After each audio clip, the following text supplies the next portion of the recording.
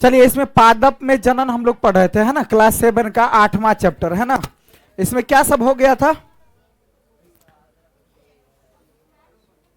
ये खंडन होगा शायद, मुकुलन हो गया था ना। इष्ट की क्रिया जो होती है, इष्ट की क्रिया यानी मुकुलन की क्रिया किस में होती है? इष्ट में होती है। किस में होती है? इष्ट में होती है, बताए थे ना। इष्ट मतलब मुकुलन की क्रिया जो होता है, मुकुलन की क्रिया में क्या होता है, जैसे यहाँ देखो इष्ट है, इष्ट जो है ना छोटा कीड़ा मकोड़ा वाला जो है जीव है, और ये जो है क्या हो रहा है, इसमें जनन हो रहा है, बताए थे ना ये सब बातें, ठीक है। अब जो हम समझेंगे कहां से? खंडन से। कहां से? खंडन से समझेंगे, ठीक है। समझिए बात को। खंडन जैसे मुकुलन द्वारा क्रिया जो होता है वो कैसे होता है बताए थे। अब हम देखेंगे क्या? खंडन। क्या देखेंगे जी? खंडन।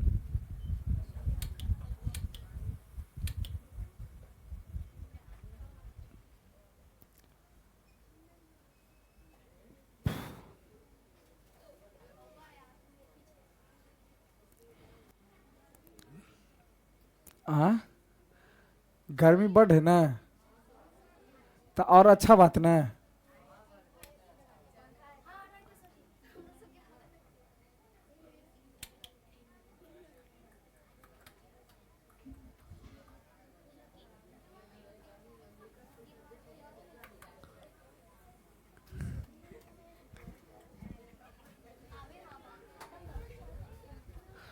चलिए,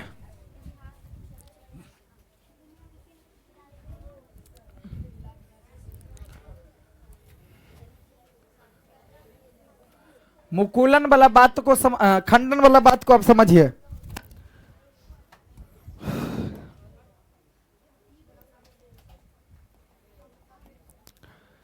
देखिए खंडन जो होता है ना, क्या होता है खंडन? कंडीशन समझिए। आपने तालाबों अथवा ठहरे हुए पानी के अन्य जलाशय में हरे रंग के अब पंक्ति गुच्छे, जिसको हम फिसलनदार तैरते हुए, ठीक है, तैरते हुए देखे होंगे, ठीक है, देखे होंगे। कौन? देखिए क्या कहा जा रहा है, आपने तालाब या अथवा ठहरे हुए पानी के अन्य जलाशय में हरे रंग के अब पंक्ति गुच्छे यानी फिसलनदार तैरते हुए देखे होंगे। ये सवाल है। सवाल जो होता है क्या होता है, जो देखना, जैसे अभी पोखरा में जाना, तालाब में जाना, पानी के ऊपर में हरियर हरियर जगह बन जाए, कदई जिसको बोलते हैं, ठीक है। बात समझ में आया? वो कदई जो होता है या नाला पानी वाला शब्द देखेगा, जो पानी कभी यूज नहीं हो रहा हो, और उसमें जो देखेगा तो वही हरा हरा जैसा बन जाता है। तो वो जो हरा हरा जैसा बन जाता है उसको हम क्या बोलते हैं? शैवाल बोलते हैं। क्या बोलते हैं? बात समझ में आया? शैवाल हम किसको बोलते हैं? कि पोखरा तालाब इत्यादि में के पानी जब स्थिर रहता है तो वह कुछ दिनों के बाद उसके ऊपर जो है हरे रंग की जो परत जैसी बन जाती है, उसे हम क्या बोलते हैं? शैवाल कहते हैं। क्या कहते हैं भाई? शैवाल कहते हैं। बात समझ में आया? जिसको कदई के नाम से भी समझ सकते हैं, है ना। यह शैवाल है जब जल और पोषक तत्व, क्या? जब जल और पोषक तत्व उपलब्ध होते हैं, जब पानी और पोषक तत्व मतलब शैवाल के लिए पोषक तत्व किसको बोलते हैं? जैसे हम लोगों के लिए पोषक तत्व क्या है? दाल भात पापड़ दनौड़ी, जिससे खा करके हम पोसाते हैं, है ना, पेट भरते हैं और पोसाते हैं, ठीक है, दूध दही इत्यादि वगैरह। जब जल और पोषक तत्व उपलब्ध होते हैं तो शैवाल में वृद्धि होती है। अब कहने का मतलब क्या, शैवाल में वृद्धि कैसे होती है? अब जैसे मान लो कि यहां कोई तालाब है, इसके अंदर क्या है भाई? पानी है। अभी जब पानी है तो इसके ऊपर में मान लो कि इतना यहां तक लग गया है, क्या? शैवाल है। अब यहां तक है शैवाल, इस समय शैवाल है, इधर नहीं है, तो क्या होगा? इसको जो पोसाने वाला जल और पोसाने वाला तत्व जो मिलता रहेगा तो धीरे धीरे फैल करके देखना पूरा पोखरा बन जाता है। बात समझ में आया ना। तो उसको जल मिलना चाहिए और पोसाने वाला तत्व मिलना चाहिए, तो वह धीरे धीरे क्या हो जाता है? शैवाल में वृद्धि होती है। वृद्धि मतलब कनिक शैवाल से बहुत ज्यादा शैवाल हो जाता है, बन जाता है, ठीक है। और तेजी से खंडन द्वारा गुणन करते हैं, और तेजी से खंडन द्वारा गुणन करते हैं मतलब जन्म देता है। शैवाल दो या दो से अधिक खंडों में विखंडित हो जाते हैं। शैवाल जो होता है, जैसे बताए थे हम वहां जो देखे थे ईस्ट में, है ना, वो जो खंडन हो रहा था कैसे देखे थे, ठीक है। एक जो ऊपर देखे थे हम लोग, देखिए यहां ब्रायोफिलम, है ना, ब्रायोफिलम में जो देखे थे ये सब देखे थे ना, है ना, जो पत्ता जो झड़ करके क्या बन रहा था, ब्रायोफिलम का जो पौधा था, पत्ता झड़ करके क्या हो रहा था, दूसरा पौधा जन्म ले रहा था। और यहां ईस्ट में क्या हो रहा था, ईस्ट देखे थे, यहां ईस्ट में धीरे धीरे धीरे धीरे शरीर का आकार बढ़ता जा रहा था और किसी तरह से अपना फिर यहां से बच्चा हो रहा था। यहां शैवाल में कैसे बच्चा होगा भाई, शैवाल में कैसे होगा, तो ये शैवाल में वृद्धि होने और तेजी से खंडन द्वारा गुणन करते हैं। शैवाल दो या दो से अधिक भागों में विखंडित हो जाता है, मतलब शैवाल जो जन्म देता है बच्चे को, मतलब खंडित होकर के, क्या होकर के, खंडित होकर के, ठीक है, दो या दो से अधिक भागों में। जैसे ये देखिए एगो शैवाल है, ये क्या है, अगर मान लेते हैं इस शैवाल है, अब इस शैवाल से क्या हो गया, शैवाल से दो पार्ट में ये बट गया कट करके, तो फिर यहां हो गया, अब एगो यहां हो गया, एगो यहां हो गया, ठीक है। तीन भी हो सकता है, इसको तीन पार्ट में भी, चार पार्ट में भी बढ़ सकता है, ठीक है। तो वही कहा जा रहा, विखंडन हो जाता है। ये खंड अथवा टुकड़े नए जीवों में वृद्धि करते हैं। जो नया टुकड़ा बनता है, क्या, जो नया टुकड़ा बनता है वही उसका बच्चा कहते हैं हम, सीधी सी बात कहे तो। बात समझ में आया, ठीक है। जैसे चित्र 8.6 में स्पाइरोगाइरा, इसको स्पाइरोगाइरा भी कहते हैं। शैवाल का दूसरा नाम क्या है, स्पाइरोगाइरा, क्या है जी, स्पाइरोगाइरा। बात समझ में आया। तो कहेगा कि स्पाइरोगाइरा क्या होता है, तो वही जो बोलना, तालाब के अंदर में जो हरी हरी रंग की जो परत चढ़ जाती है उसे हम क्या बोलते हैं, शैवाल बोलते हैं या स्पाइरोगाइरा बोलते हैं। बात समझ में आया। कहेगा स्पाइरोगाइरा जो है बच्चे को जन्म कैसे देता है, किस क्रिया द्वारा, तो खंडन की क्रिया द्वारा, मतलब खंडित हो करके, क्या हो करके, खंडित हो करके, ठीक है। यह प्रक्रम निरंतर चलता रहता है, और यह जो है शैवाल का प्रक्रम दिन प्रतिदिन, जैसे मनुष्य जो है एक बच्चे को जन्म देता है फिर अगला जन्म होता है, तो यह प्रक्रिया कहां चलता रहता है, वैसे ही शैवाल में भी क्या होता है, यह प्रक्रिया चलता रहता है। बात समझ में आ गया, ठीक है।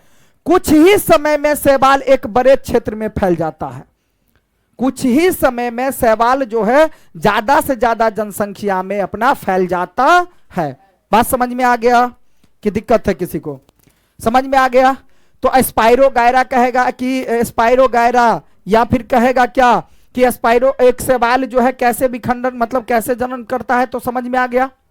अब देखिए बीजाणु निर्माण, बीजाणु निर्माण अध्याय 1 में आपने पढ़ा, अध्याय 1 में आपने पढ़ा, क्या पढ़ा कि डबल रोटी में वायु में उपस्थित बीजाणु से कवक उग जाते हैं। अध्याय 1 में दिए गए क्रियाकलाप 1.2 को दोहराए, 1.2 को दोहराए। डबल रोटी पर रुई के जाल में बीजाणुओं को देखिए, जब बीजाणु निर्मुक्त होते हैं तो ये वायु में तैरते रहते हैं, और ये हवा में, मतलब वायु में क्या रहते हैं, तैरते रहते हैं। चूंकि ये बहुत हल्के होते हैं इसलिए ये लंबी दूरी तक जा सकता है। हल्का होता है तो हल्का चीज तो कहीं से कहीं उड़िया करके जा सकता है। बीजाणु अलैंगिक जनन ही करते हैं। कौन बताएगा अलैंगिक जनन क्या होता है और लैंगिक जनन क्या होता है, कौन बताएगा। लैंगिक जनन और अलैंगिक जनन के बारे में कौन बताएगा, हाँ कहियो।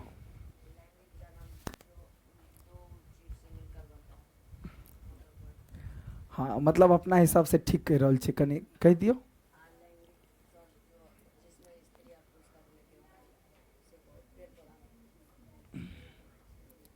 और कौन बताएगा, और क्या बताए, बताओ।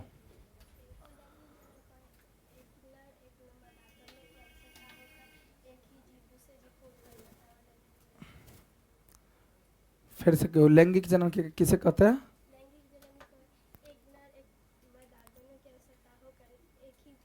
एक जीव को जन्म देता है तो उसे हम लैंगिक जनन, हाँ सही जवाब। और अलैंगिक?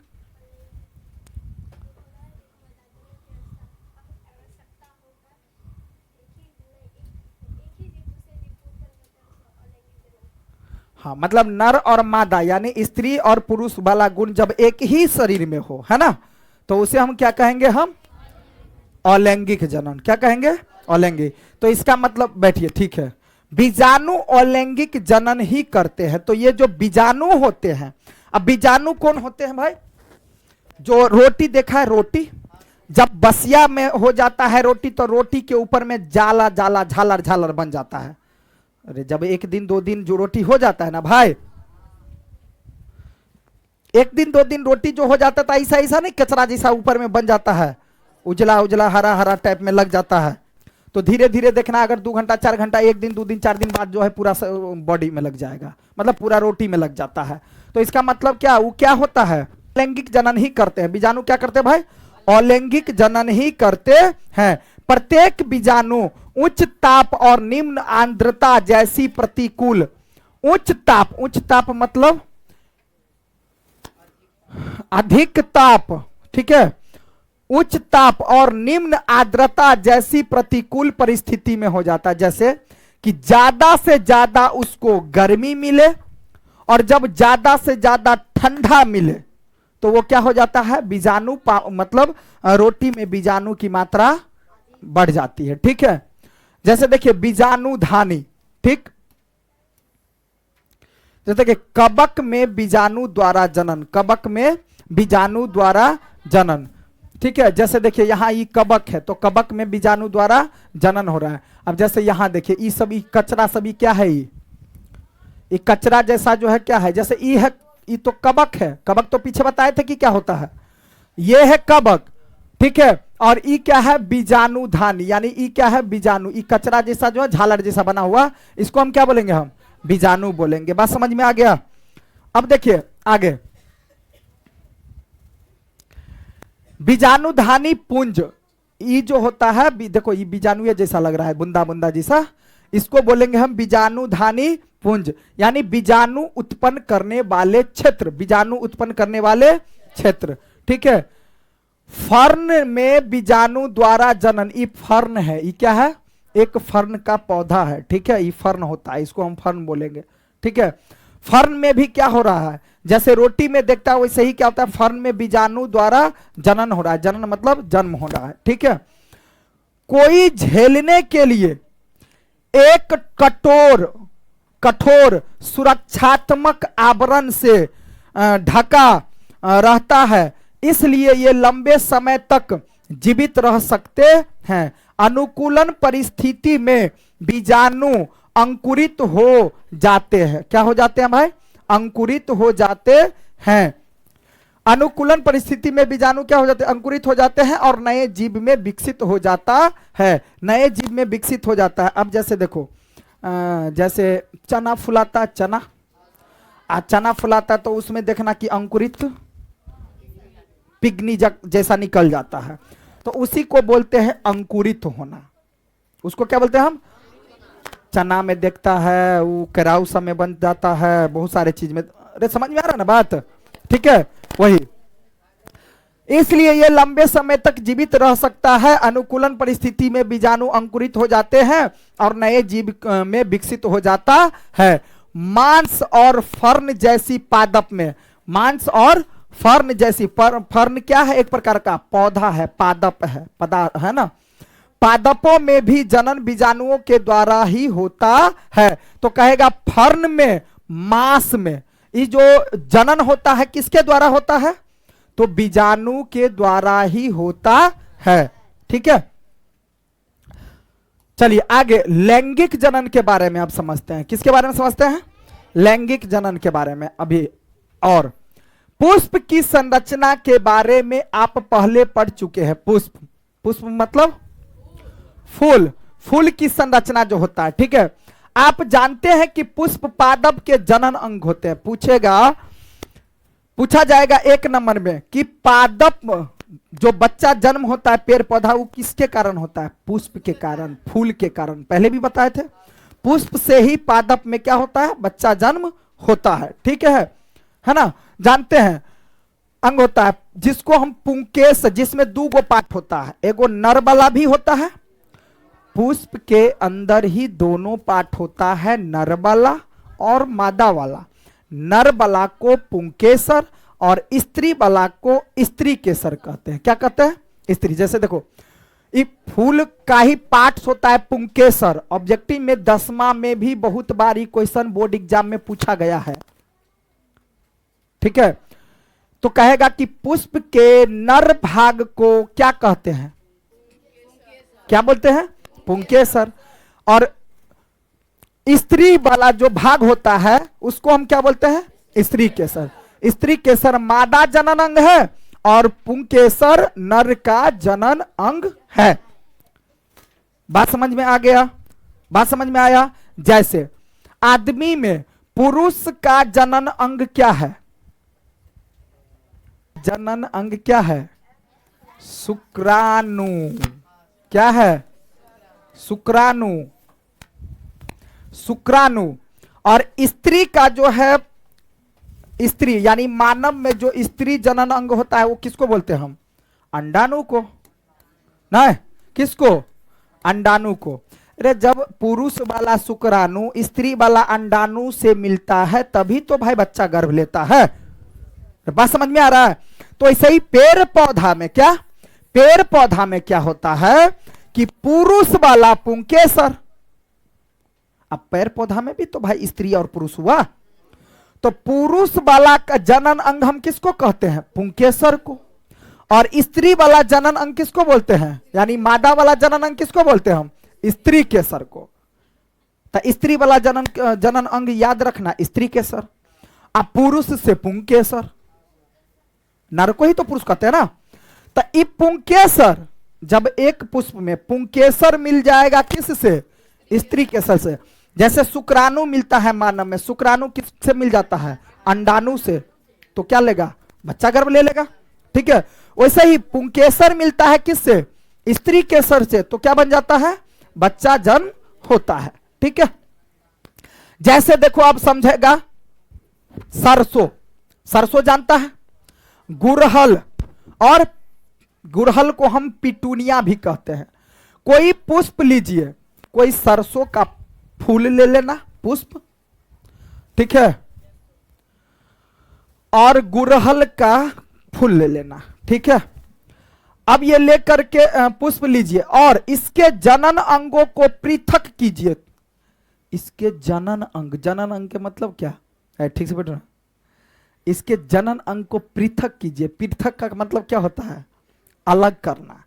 एक पुष्प में, वैसे तो तुम वैसे जानेगा नहीं, लेकिन समझो, कोई गुड़हल का, सरसों जानता है ना? सरसों का फूल लेना। सरसों के फूल में क्या होता है? पुंकेसर होता है और स्त्री केसर होता है।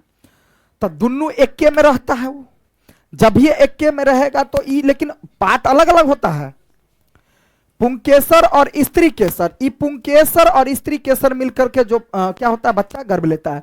तो सरसों और गुड़हल या पिटूनिया का कोई पुष्प लीजिए और इसके जनन अंगों को पृथक कीजिए। पृथक मतलब अलग कर दीजिए, मतलब पुंकेसर को अलग कर देना और स्त्री केसर को अलग कर देना। कीजिए, पुंकेसर और स्त्री केसर के अलग अलग भागों, क्या अलग अलग भागों का अध्ययन कीजिए कि स्त्री केसर में क्या कंडीशन बनता है और पुंकेसर में क्या कंडीशन। ऐसे पुष्प जिसमें या तो केवल पुंकेसर या फिर केवल स्त्री केसर उपस्थित हो, उसे एक लिंगी पुष्प कहते हैं। उसे क्या कहते हैं? एक लिंगी पुष्प कहते हैं। जैसे जैसे अगर पूछा जाए, परवीन खड़ा हो, तुम एक लिंगी है कि द्विलिंगी? अरे एक लिंगी है, बैठो। तो जिसमें जैसे एगो फूल हम लिए, ए भागो, एगो फूल लिए, क्या लिए जी? एक पुष्प लिए। एक पुष्प में केवल पुंकेसर हो तो उसे बोलेंगे एकलिंगी, चाहे केवल स्त्री केसर हो तो उसको बोलेंगे एकलिंगी। लेकिन एक ही पुष्प में जब दोनों हो, पुंकेसर और स्त्री केसर दोनों हो, तो उसको हम क्या बोलेंगे? द्विलिंगी। बात समझ में आया? वही कहा जा रहा है कि क्या या तो केवल पुंकेसर हो या तो केवल स्त्री केसर उपस्थित होते हैं तो उसे एकलिंगी पुष्प कहते हैं। जिस पुष्प में पुंकेसर और स्त्री केसर दोनों होते हैं उसे द्विलिंगी पुष्प कहते हैं। उसे क्या कहते हैं? ये बात समझ में आया? जैसे मक्का, पपीता, ककड़ी, खीरे है ना के पौधे में एक लिंगी पुष्प होते हैं। जैसे मक्का जानते हैं? मक्का, मकई, मकई क्या हो गया? एक लिंगी। इसका क्या मतलब होगा कि उसमें केवल या तो स्त्री होगा किसी में या तो फिर किसी में पुरुष वाला होगा। मतलब पुंकेसर अलग होगा और स्त्री केसर अलग होगा। जैसे पपीता, पूछा जाएगा एक नंबरी में, पपीता क्या है? एक लिंगी है या द्विलिंगी है या कोई नहीं है, ऐसे ऑप्शन दिया रहेगा। तो मक्का हो गया, पपीता हो गया, ककड़ी हो गया, ककड़ी को खीरा बोलते हैं ना भाई, ठीक है, के पौधे में एक लिंगी पुष्प होते हैं। कौन पुष्प होते हैं?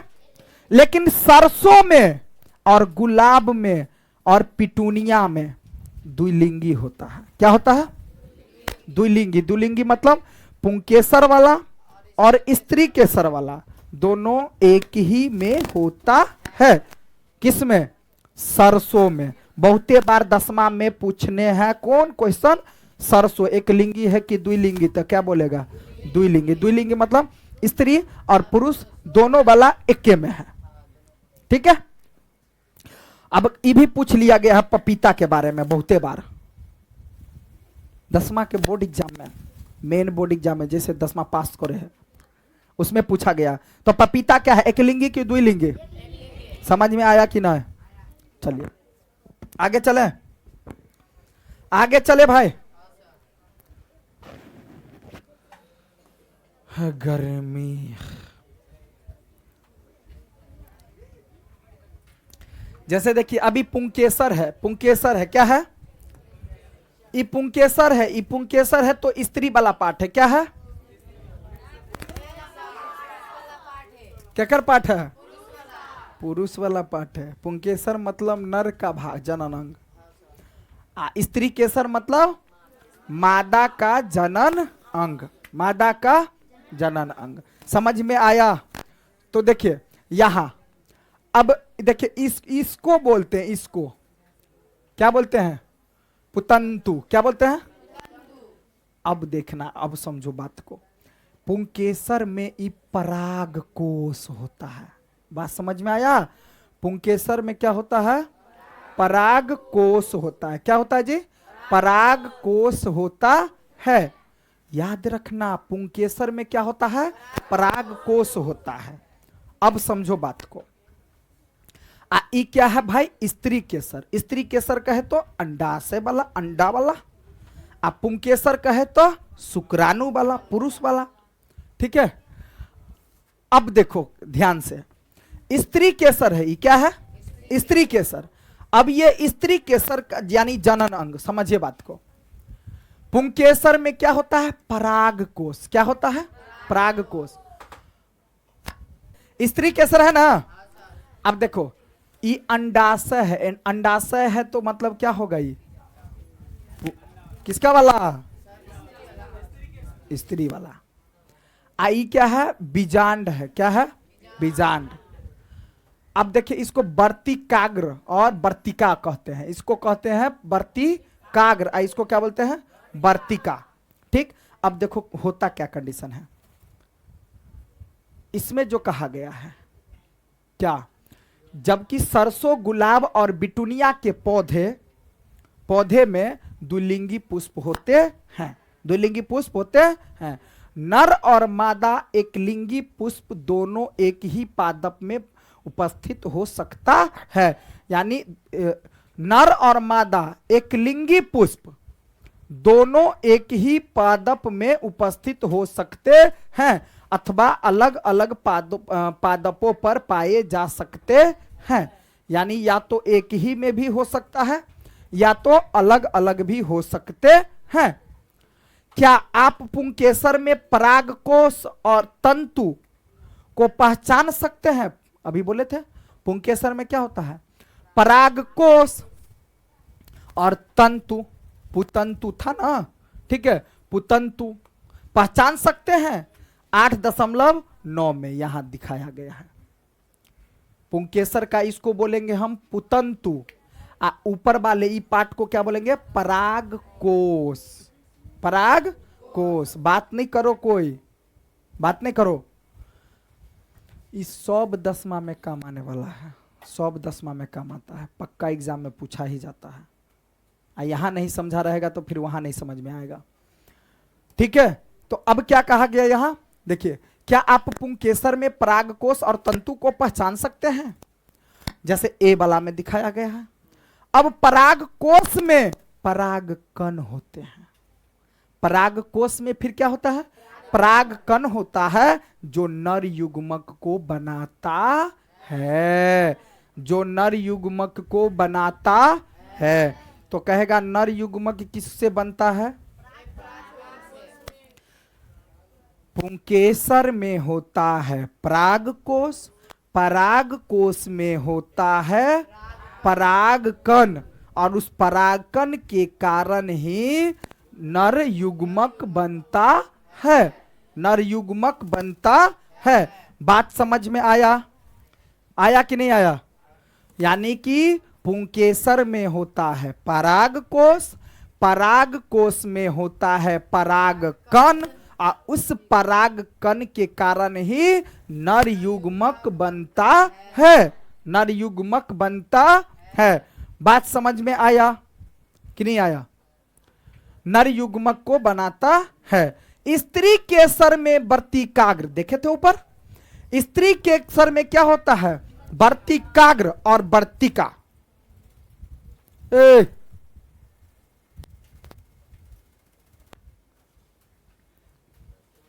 वर्तिकाग्र और वर्तिका, जैसे उसमें क्या था, पुंकेसर में क्या था, परागकोश और तंतु, वैसे ही स्त्री केसर में क्या है, वर्तिकाग्र और वर्तिका, और अंडाशय होते हैं। क्या होते हैं? तो अब देखो पूछा जाएगा, पुरुष में पुंकेसर में क्या होता है, परागकोश और पुतंतु, और स्त्री केसर में, रुक जाओ देखियो, ये चपरचो नहा के देखियो खरा, हाँ कहियो आप, स्त्री केसर में कथी सब होय है? हाँ, आहा में तो अंडाशय है,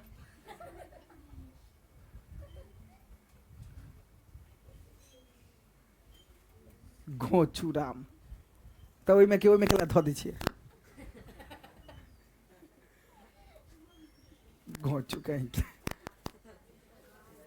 ध्यान दो, स्त्री केसर में क्या होता है, वर्तिकाग्र, वर्तिका और अंडाशय। क्या होता है? वर्तिकाग्र, वर्तिका और अंडाशय। अब पुंकेसर में क्या होता है, याद हुआ? परागकोश, पुतंतु, फिर परागकोश में होता है परागकण, और परागकण से होता है नर युग्मक। समझ में आया? वैसे देखो अंडाशय होते हैं, मतलब स्त्री केसर में वर्तिकाग्र, वर्तिका और अंडाशय होते हैं।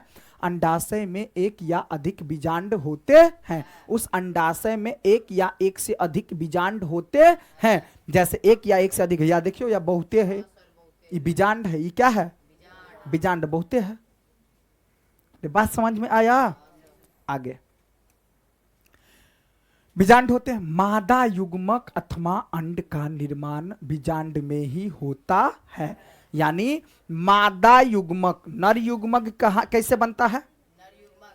पुंकेसर में परागकोश होता है, परागकोश से परागकण होता है, और परागकण के कारण नर युग्मक बनता है। तो वैसे ही स्त्री केसर में अंडाशय जो होता है, अंडाशय में एक से अधिक बीजांड होते हैं। अंडाशय में एक से अधिक बीजांड होते हैं। अब बीजांड के कारण ही मादा युग्मक बनता है। मादा युग्मक बनता है मतलब अंडा का निर्माण बीजांड में ही होता है। अंडा का निर्माण, क्योंकि अंडा से ही क्या बनता है, बच्चा होगा।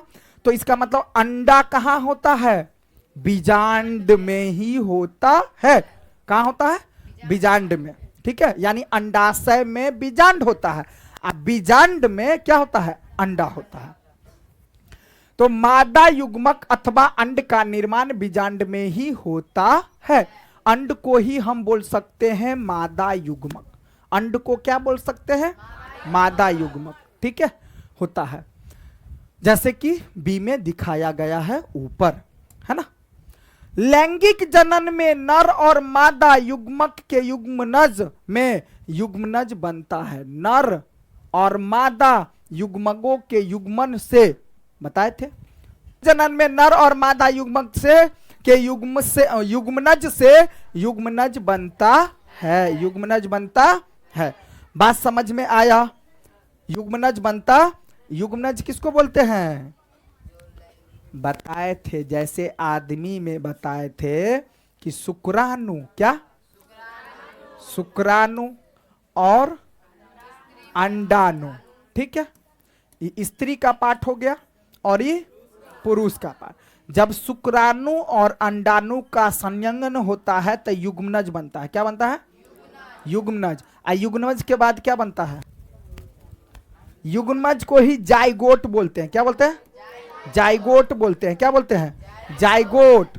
और इस जाइगोट फिर क्या हाँ, भ्रूण बनता है। क्या बनता है, भ्रूण। बात समझ में आया। वही भ्रूण पेट में धीरे धीरे धीरे धीरे बढ़ता है तो पेट धीरे धीरे फूलता जाता है। नहीं होगा, ठीक है। और जब बच्चा जन्म ले लेता है तो उसको क्या बोलते हैं, शिशु बोलते हैं। ठीक है, बात समझ में आया कि नहीं आया। हाँ, तो ऐसे ही पुष्प में भी क्या होता है कि नर और मादा युग्मकों के युग्मनन से युग्मनज बनता है। ठीक है, अब जैसे यहां देखिए, अब देखिए, बूझो जानना चाहता है, बूझो कि पराग कण में उपस्थित नर युग्मक, क्या पराग कण में उपस्थित नर युग्मक किस प्रकार बीजांड में उपस्थित मादा युग्मक तक पहुंचता। अब देखिए, अभी समझो बात को। अभी तो हम लोग समझ लिए कि स्त्री केसर में क्या होता है, वर्तिकाग्र, वर्तिका, अंडाशय होता है और अंडाशय से क्या होता है फिर बीजांड। बीजांड में ही अंडा होता है, इस बात को हम समझे। और पुरुष यानी पुंकेसर में क्या होता है, परागकोश। परागकोश में होता है परागकण और परागकण से बनता है नर युग्मक। तो वो तो अलग चीज हो गया, ये अलग, लेकिन फिर भी एक दूसरे के पास जाता कैसे है, तबे ना भाई बच्चा होगा। ठीक है, अब वो जाता कैसे, तो यही जानना चाहता है कौन, बूझो। बूझो जानना चाहता है कि परागकण, परागकण किसका, पुरुष का। परागकण उपस्थित नर युग्मक किस प्रकार बीजांड में यानी मादा युग्मक तक पहुंचता है, कैसे पहुंचता है। ठीक है, तो वही पहले हम समझेंगे। ये परागकण क्या है जी, परागकण। क्या परागकण के बारे में हम समझते हैं। परागकण किसका पार्ट है, पुरुष का। किसका पार्ट है, बीजांड किसका पार्ट है, स्त्री का। ठीक है, तो अब परागकण जो है नर युग्मक जो देता है, इसी के कारण ना, तो ये कैसे जाएगा बीजांड यानी अंडाणु से मिलेगा। बीजांड में ही अंडाणु होता है, तब परागकण यानी कि नर युग्मक जाएगा बीजांड में, तब अंडा को खोजेगा, अंडा से मिलेगा। कैसे पहुंचता है, सामान्यतः परागकणों में दृढ़ सुरक्षात्मक आवरण होता है। मतलब सामान्यतः परागकणों में दृढ़ सुरक्षात्मक आवरण होता है, ढका होता है। क्या होता है, पहले ढका होता है। जो उन्हें सूखने से बचाता है। अगर परागकण कोनो फूल पुष्प में के परागकण सुखा गए तो हो गया, वैसे बच्चे नहीं होते। अरे सुखा जाएगा तो होगा। जैसे कभी कभी जो देखता होगा कोई पौधा सब सुखा जाता है, टटा जाता है, तब उससे अब बच्चा होगा? वो समझो मर गया वो। तो यही ना कह रहा है, देखो क्या कह रहा है कि सामान्यतः परागकण जो है ना सुरक्षात्मक यानी सुरक्षा वाला आवरण होता है जो उसको ढक के अंदर में रखता है, जो सूखने से क्या होता है, बचाता है कि सूख नहीं दे है। क्योंकि परागकण हल्के होते हैं। परागकण क्या होते हैं? हल्के होते हैं। अतः वह हवा यानी वायु तथा जल द्वारा बहाकर ले जाए जा सकते हैं। जैसे फूल है कोनो, अब फूल पर बारिश भेले या हवा खूब झोंका मारा या हल्को, तो वो बिल्कुल परागकण जो होता है हल्का होता है। परागकण क्या होता है? हल्का। वो एक जगह से दूसरे जगह वो पानी पड़ा तो पानी के द्वारा धोखरा के चला जाएगा, हवा आएगा तो हवा से ही उड़िया करके चला जाएगा। ठीक है। तो पुष्पों पर बैठने वाले कीटों के शरीर पर परागकण चिपक जाते हैं और जब कीट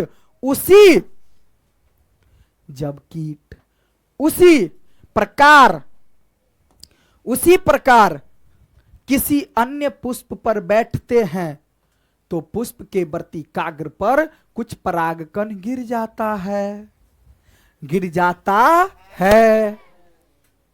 और जब यह गिर जाता है तो परागकणों का परागकणों में क्या होता है? पराग यानी परागकण किस में होता है? परागकोश में। तो परागकोश से पुष्प के वर्तिकाग्र पर स्थानांतरण परागकण ही कहलाता है। यदि परागकण उसी पुष्प के वर्तिकाग्र पर गिरता है तो इसे हम स्वपरागन कहते हैं, यानी खुद का परागन कहते हैं। अपना ही परागन हो ई स्वपरागन। और एक होता है परपरागन। एक क्या होता है? परपरागन। जब एक पुष्प, क्या कह रहा है, यदि परागकण उसी पुष्प के वर्तिकाग्र पर गिरता है तो उसे स्वपरागन कहते हैं। क्या कहते हैं? स्वपरागन। अभी हम समझाएंगे, घबराओ नहीं, पहले समझो। यहां इसे स्वपरागन कहते हैं, जैसे चित्र 8.10 में दिखाया गया है। अब जैसे देखिए, बात को समझिए। स्वपरागन हम किसे कहेंगे? ठीक है, देखिए, जब परागकण उसी पुष्प के वर्तिकाग्र पर गिरता है तो उसे स्वपरागन कहते हैं। ठीक, स्वपरागन कहते हैं। जैसे अब समझो, अभी ऊपर देखे थे ऐसा वाला पार्ट को बोले थे वर्तिकाग्र। ऊपर देखे थे ना कि एहन रहते तो एकरा कथी कभी वर्तिका। ये किसका पार्ट है? स्त्री का। समझो बात को। अभी तो कहा ना एक गो फूल में स्त्री केसर और पुंकेसर दोनों हो सकता है। तब मान लो ये फूल है, ये क्या है? फूल। अभी इसका बात छोड़ दो, इसका बात नहीं कर रहे हैं हम, छोड़ दो। ठीक है ना। अब देखो इसमें क्या है, ई की है, ई वाला क्या है जी पार्ट, ई क्या है भाई? परागकोश है। क्या है? परागकोश है। अभी परागकोश है तो परागकोश में मतलब परागकण भी है। अब क्या हुआ कि एक करी पुरुष वाला परागकण अही फूल के, यह फूल है ना, अही फूल में क्या है? वर्तिकाग्र। आई वर्तिकाग्र किसका पार्ट है? स्त्री का। और परागकण किसका है? पुरुष का। तो अही में के अही पर, नहीं समझा बात? अही में के पुरुष वाला, अही में के स्त्री वाला वर्तिकाग्र पर अगर पहुंच गया, गिरा, तो उसको हम स्वपरागन कहते हैं। समझा कि नहीं? बहुते बार 10वीं के परीक्षा में पूछा गया है कि स्वपरागन किसे कहते हैं और परपरागन किसे कहते हैं। तो अभी स्वपरागन तो देख लिए, तो स्वपरागन किसे कहते हैं? तुम क्या बोलेगा?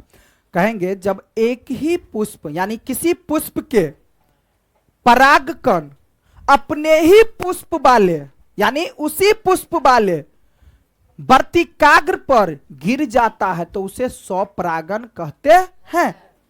समझ में आया कि नहीं जी? इसी वाले नर वाले परागकण इसी वर्तिकाग्र पर पहुंच गया तो क्या कहलाएगा भाई? स्वपरागन कहलाएगा। बात को समझो, समझा? तो स्वपरागन किसे कहते समझ में आ गया ना? अब देखो दूसरा, पुष्प में परागकण यानी पर परागन क्या होता है? तो पर परागन इसमें पहले लिखा होगा चित्र में। जब जब जब पुष्प के परागकण, जब पुष्प के परागकण उसी पादप के, पादप मतलब वह, अब देखो बात को समझो, एक पौधा रहते लेकिन फूल ओई में कई रहते, तो अलग फूल पर पुष्प के परागकण उसी पादप के किसी अन्य पुष्प के वर्तिकाग्र पर गिरता है तो इसे पर परागन कहते हैं, जैसा कि ए बी में दर्शाया गया। अभी भी नहीं तुम समझा होगा, ये बिस्कुट नहीं है, ये सेब है, ठीक है? ये बाद में देखेंगे, सेब पर ज्यादा मन नहीं चुटियाओ, आई में आओ पहले, अभी तक नहीं बुझलिए पर परागन। देखियो बात के समझियो, जैसे मान लो ये फूल है, ये क्या है भाई? फूल है, और ये भी क्या है? फूल है, दोनों फूल है।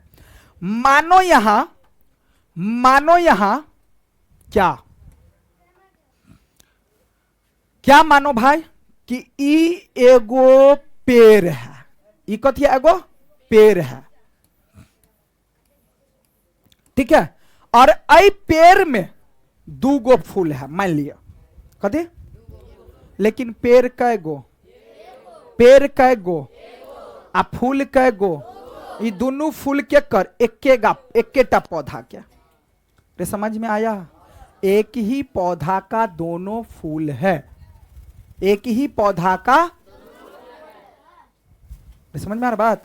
अब देखो तो क्या हुआ कि एक ये जो पुरुष वाला पार्ट परागकण यह फूल में स्त्री से मिल ले यानी वर्तिकाग्र से, जब इसी एक ही फूल पुष्प के पुरुष वाला यानी परागकण अपने ही पुष्प के वर्तिकाग्र पर गिरता है तो इसे हम स्वपरागन कहते हैं। क्या कहते हैं? लेकिन जब अब ये क्या है? ये परागकोश है, अरे ये परागकोश है इसका पुरुष वाला, आई फूल अपना फूल पर अब नहीं गिर क, ई गिरले दोसर फूल के स्त्री वाला वर्तिकाग्र पर। समझ में आया? दोसर फूल के यही पौधा में दोसर फूल के वर्तिकाग्र यानी स्त्री वाला से मिले तो इसे हम बोलेंगे पर परागन। पर परागन समझा कि नहीं? स्वपरागन कहेगा किसे कहते हैं तो क्या लिखना? जब पुष्प के किसी पुष्प के क्या परागकण उसी पुष्प के वर्तिकाग्र पर गिरता है तो उसे हम स्वपरागन कहते हैं। लेकिन जब एक किसी पुष्प के यानी कोई पेड़ के पौधा के यानी किसी पादप यानी किसी पौधा के एक फूल पर का जो क्या परागकण होगा दूसरे फूल के वर्तिकाग्र पर गिरता है तो उसे हम पर परागन कहते हैं। लिख लेगा कोई सम, बन जाएगा कि नहीं बनेगा? समझा कि नहीं समझा? अब तो समझ गया होगा। एकर वाला ई पुरुष वाला दोसर फूल पर जाकर गिरले, दोसर फूल के वर्तिकाग्र पर जाकर गिरले तो उसे हम क्या कहेंगे भाई? पर परागन कहेंगे। और अपने ही पुष्प पर गिरेगा तो वो क्या कहलाएगा? स्वपरागन कहलाएगा। बात समझा कि नहीं समझा? बात समझा? तो ये आपका हो गया क्या कि हम जो है स्वपरागन, परपरागन, पराग यानी परागकण, परागकोश ये सब इत्यादि सारा क्वेश्चन हो चुका है। अब होता है निषेचन की क्रिया। करे है वैसे हवा लगे है।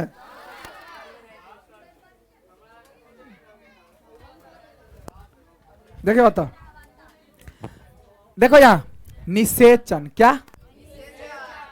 नर तथा मादा युग्मक के संयोग द्वारा बनी कोशिका युग्मनज कहलाती है। जब नर और मादा युग्मक से जो बनता है कोशिका उसे हम युग्मनज कहते हैं। क्या कहते हैं पहले? नर और मादा वाले जो नर और मादा युग्मक का जो संयोग द्वारा जो कोशिका बनता है उसे हम युग्मनज कहते हैं। क्या कहते हैं भाई? युग्म। तो कहेगा युग्मनज किसे कहते हैं? नर और मादा युग्मक के संयोग से बने कोशिका को हम युग्मनज कहते हैं। युग्मनज बनने के लिए नर और मादा युग्मक के युग्मन का प्रक्रम निषेचन कहलाता है। बात समझ में आया कि ई जो युग्मक बने हैं ना तो उ दोनों के क्रिया करे हैं, उ जो क्रिया के उस क्रिया को ही हम निषेचन कहते हैं। ठीक है, मतलब नर युग्मक और मादा युग्मक के संलयन को, उस क्रिया को निषेचन कहते हैं। सीधी सी बात, यानी जिस चीज से जो बच्चा बनता है, क्रिया करते हैं, उस क्रिया को हम निषेचन कहते हैं। 8.11 में जैसे बताया गया युग्मनज, फिर युग्मनज भ्रूण में विकसित होता है, बताए थे। युग्मनज के बाद पूछा जाएगा कि नर युग्मक और मादा युग्मक के संलयन से जो बनता है उसे क्या कहते हैं? युग्मनज। क्या कहते हैं? और उस क्रिया को क्या कहते हैं? तो निषेचन। और युग्मनज के बाद किस रूप में विकसित होता है? भ्रूण में। किसमें? भ्रूण में। रे बात समझ में आया? तो पेट में जो पहले तुम लोग था तो भ्रूण था। क्या था? कथी चली? परवीन की चली यहां? अरे क्या था? आप पूछत कि तू क्या चाहता? कभी भ्रूण डराइए जात ना। अब देखो, अंकुरित होता परागकण। अंकुरित मतलब, अंकुरित मतलब ई देखो, ई जो आंख वाला ई है शुक्राणु, एहने हुई है। शुक्राणु जो होता है ना ऐसे ही होता है। शुक्राणु, शुक्राणु होता है ऐसे रहता है, ऐसे रहेगा, ऐसे ऐसे रहेगा, ऐसे। ठीक है, इसका पूछ रहता है। रे बात समझ, ई किस में पाया जाता है? ई किस में पाया जाता है? कोई कोई कोई स्त्री में।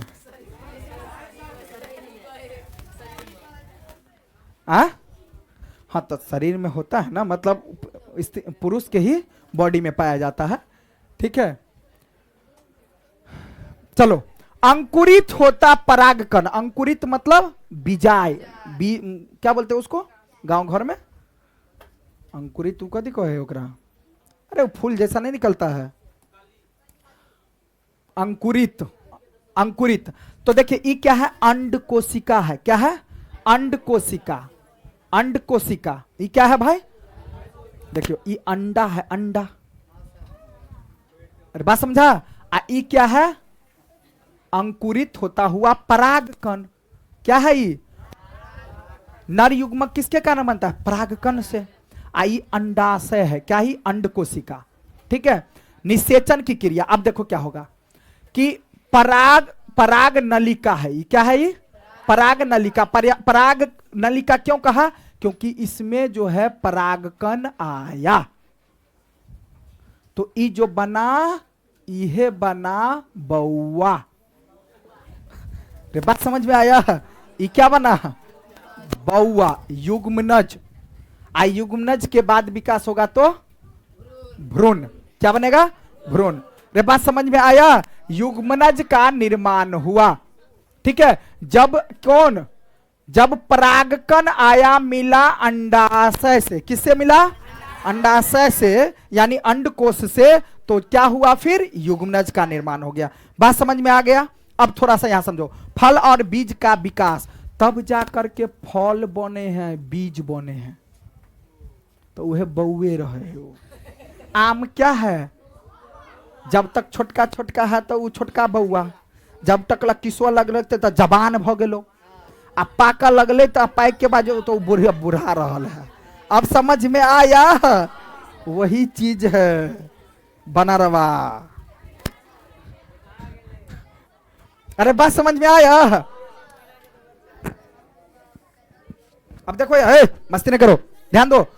फल। निषेचन के बाद क्या, निषेचन के बाद फल में विकसित हो जाता है। निषेचन के बाद जो युग्मनज होता है वो युग्मनज क्या बन जाता है, भ्रूण, और भ्रूण फिर बड़ा होकर के क्या बनता है, फल। फल क्या बन जाता है जी, फल बन जाता है। अरे समझा कि नहीं समझा, फल में विकसित हो जाता है यानी अंडा से। जबकि पुष्प के अन्य भाग मुरझाकर गिर जाता है, और पुष्प का जो अन्य पार्ट्स होता है वो मुरझा करके फिर गिर जा।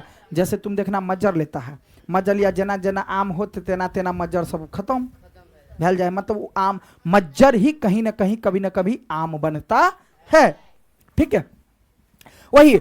अब देखिए क्या कर रहा है, परिपक्व हो जाने पर अंडाशय फल के रूप में विकसित हो जाता है। जब अंडाशय परिपक्व हो जाता है तो वह फल के रूप में विकसित हो जाता है। बीजांड से बीज विकसित होता है, बीजांड से बीज विकसित होता है, और बीज में एक भ्रूण होता है। बीज में क्या होता है, एक भ्रूण होता है, जो बोले थे। ठीक है, जो सुरक्षात्मक बीजावरण के अंदर में होता है, वो अंदर में होता है। ठीक है, कुछ फल गुदेदार और रसीले होते हैं। कुछ फल क्या होता है, गुद्दा गुद्दा वाला खाली, जैसे केते के शरीर में गुद्दा ठीक ठाक रहल, आ केते के खाली हडियाल हडियाल, है ना, वैसे ही। अब देखो, जैसे कुछ फल गुदेदार होता है और कुछ रसीले भी होते हैं। कुछ क्या होते हैं, रसीले, जैसे आम, सेब और संतरा। कुछ फल कठोर होते हैं, जैसे बादाम और अखरोट। जैसे देखो, आम देखेगा, सेब देखेगा, संतरा तो इनमें गुदगर वाला, मांस वाला, गुदगर वाला, खाने में अच्छा लागत। अगर बेवकूफ कहीं के, बादाम और अखरोट, अखरोट जानता है, अखरोट जे खाए तो दांत टूट के डर होए है। हाँ, टूट जाता है, ऐसी बात नहीं है, लेकिन वो है ना। बादाम देखो, जैसे वो सब कठोर चीज हुआ, क्या हुआ, ठीक है, तो कठोर फल कहेगा तो कौन हुआ, बादाम, अखरोट। कहेगा कि कोमल गुदेदार फल का नाम बताओ, आम, सेब, संतरा, है ना, आराम से। ठीक, अब देखो, अब जैसे ये सेब देखो, सेब, ये क्या है, बादाम की अखरोट है जी, ये बादाम है, ये क्या है, बादाम। ठीक है, सेब, ये क्या है, सेब। बीज,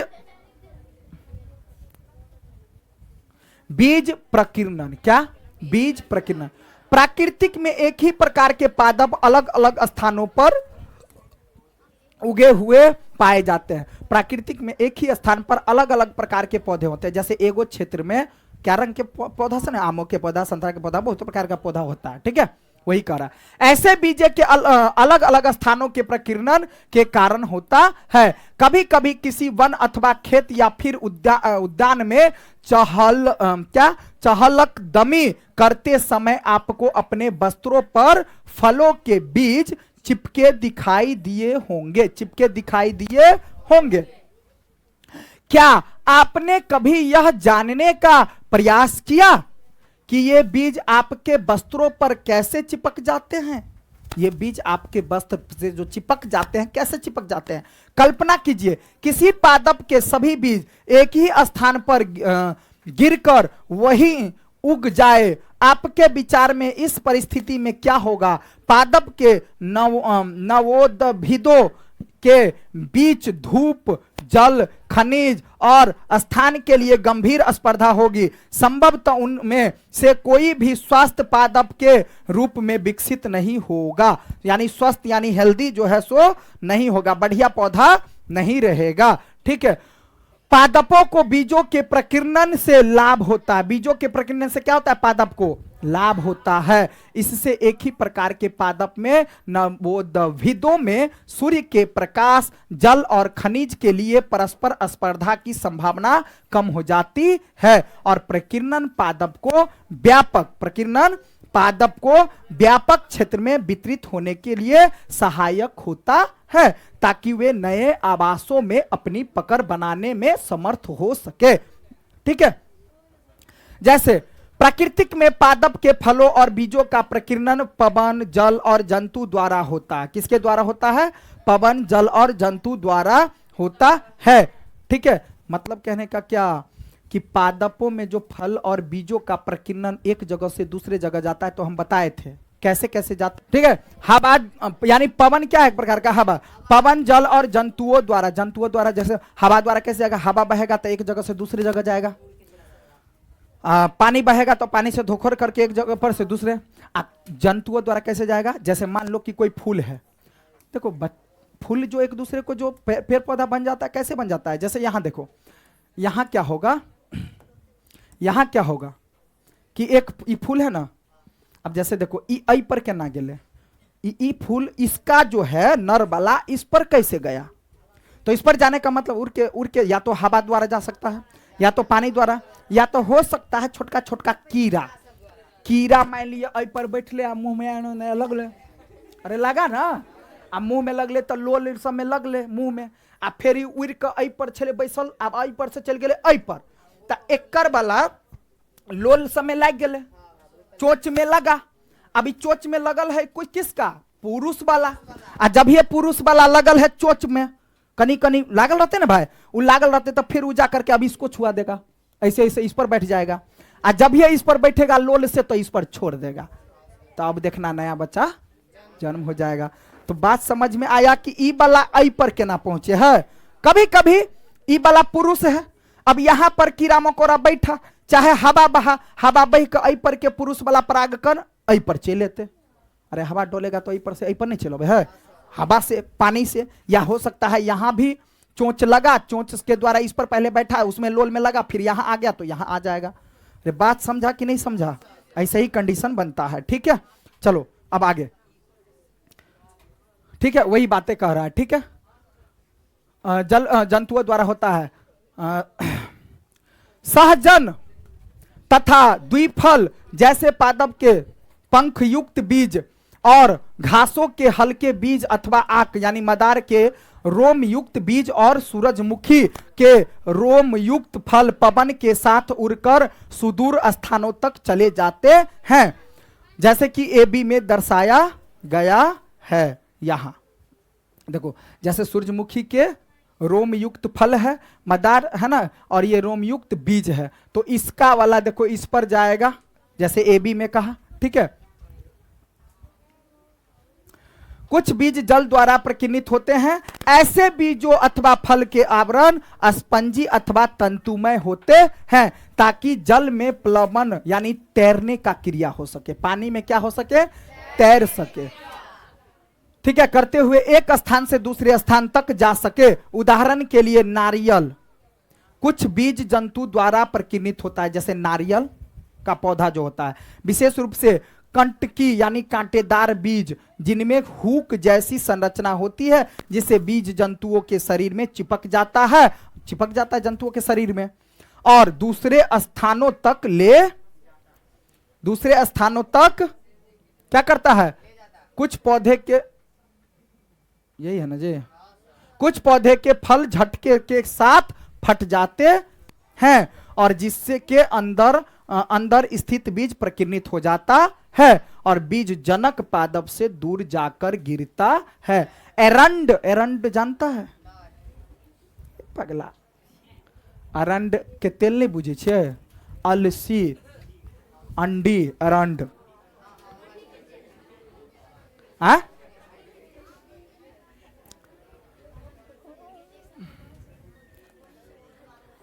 कुछ है ना, स्थिर बीज प्रकीर्णित हो जाता है, बीज जनक पादप से दूर। जनक किसको बोलते हैं? जो जन्म देता हो। जनक पादप से दूर जाकर गिरता है। एरंड और बालसम के पादप में ऐसा होता है, एरंड और बालसम के पादप में ऐसा कंडीशन बनता है। तो ये कुछ जो है सारा क्वेश्चन आपसे बन जाएगा। ठीक है, सारा क्वेश्चन क्या होगा भाई? अलैंगिक जनन बताए थे, प्रमुख शब्द सब, मुकुलन क्या होता है बताए थे, भ्रूण क्या होता है, प्रकीर्णन क्या होता है, निषेचन क्या होता है, खंडन क्या होता है, युग्मक, बीजांड, परागकण, लैंगिक जनन, बीजाणु, बीजाणुधानी, परागकोश, कायिक प्रवर्धन, युग्मनज, परागकण, स्त्री केसर, पुंकेसर, सबके बारे में बताए हैं। ठीक है। अब जैसे देखो यहाँ आपने क्या सीखा, तो हमने सीखा कि सभी जीव अपनी किस्म को बनाए रखने के लिए जनन और गुणन करते हैं। जैसे सभी जीव अपने अपने जैसे पृथ्वी पर रहने के लिए बच्चे को जन्म देता है। जैसे आदमी आदमी को जन्म देता है, कुत्ता बिलाई को जन्म देता है, पेड़ पौधा को जन्म देता है। अरे बात समझ में आया ना? हंसने का क्या बात है? फिर मैं हंसो वाला क्या बात है भले? पादप तो अभी जाना नहीं है, आप पहचाना भी नहीं है, आप समझा भी नहीं है, समझा ना? जब आज सीधा वैक्सीन जब मारा लगा ना, सब कहीं क्या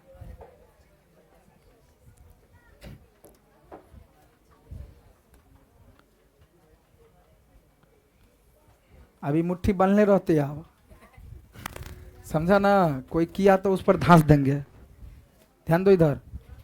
पादप में जनन दो प्रकार से होते हैं, बताए थे। पादपों में जनन कितने प्रकार से? एक तो अलैंगिक और दूसरा लैंगिक। ठीक है।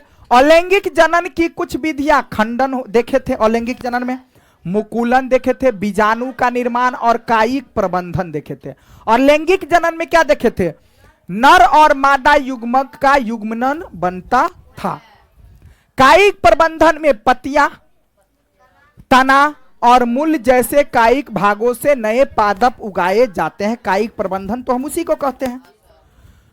पुष्प पादप का जनन अंग है। पुष्प क्या है? पादप का जनन अंग किसको बोलते हैं? पुष्प को, फूल को। ठीक है। एक लिंगी पुष्प में नर और मादा जनन अंग दोनों ही होते हैं। एक लिंगी में क्या होते हैं? एक लिंगी में या तो नर अथवा मादा जनन, यानी एक लिंगी वाला में एगो में या तो खाली नरे नरे रहते, फिर एगो वाला में या तो स्त्री स्त्री रहते। लेकिन द्विलिंगी में क्या होगा? नर और मादा दोनों होगा। नर युग्मक परागकणों के अंदर होता है, बताए थे। अब परागकण किस में होता है? परागकोश में। परागकोश किस में होता है? पुंकेसर में। पुंकेसर किस में होता है? नर में, पुरुष में, पुरुष वाला पौधा में। ठीक है। नर वाला में। ठीक है, बताए थे। पाए जाते हैं। किसी पुष्प के परागकोश से उसी पुष्प के अथवा किसी अन्य पुष्प के वर्तिकाग्र तक परागकणों के स्थानांतरण को हम क्या कहते हैं? पर परागन कहलाता है, प्रक्रम परागन कहलाता है। परागकण दो प्रकार के होते हैं, स्वपरागन और पर परागन। स्वपरागन में परागकण परागकोश से उसी पुष्प के वर्तिकाग्र पर स्थानांतरित होता है। और पर परागन में क्या होता है? एक पौधे में परागकण एक पुष्प के परागकोश से उसी प्रकार के दूसरे पुष्प के वर्तिकाग्र पर स्थानांतरित होता है, तो उसे पर परागन कहते हैं। परागन पवन, जल और कीटों के द्वारा हो सकता है। परागकण यानी परागन किसके द्वारा होता है? पवन द्वारा, जल द्वारा और कीटों के द्वारा, जैसे कि बताए। ठीक है। नर और मादा युग्मक का युग्मनन निषेचन कहलाता है। क्या कहलाता है? निषेचन कहलाता है। निषेचित अंड युग्मनज कहलाता है। निषेचित होने के बाद जो अंड बनता है वो युग्मनज कहते हैं। युग्मनज फिर क्या होता है? भ्रूण में विकास होता है ना? युग्मनज का विकास भ्रूण होता है। क्या होता है भाई? भ्रूण। ये सब चीजें हम लोग देख लिए। अब बाकी जो है, फल एक परिपक्व अंडाशय है, जबकि बीजांड बीज में विकसित होता है और बीज में विकासशील भ्रूण होता है।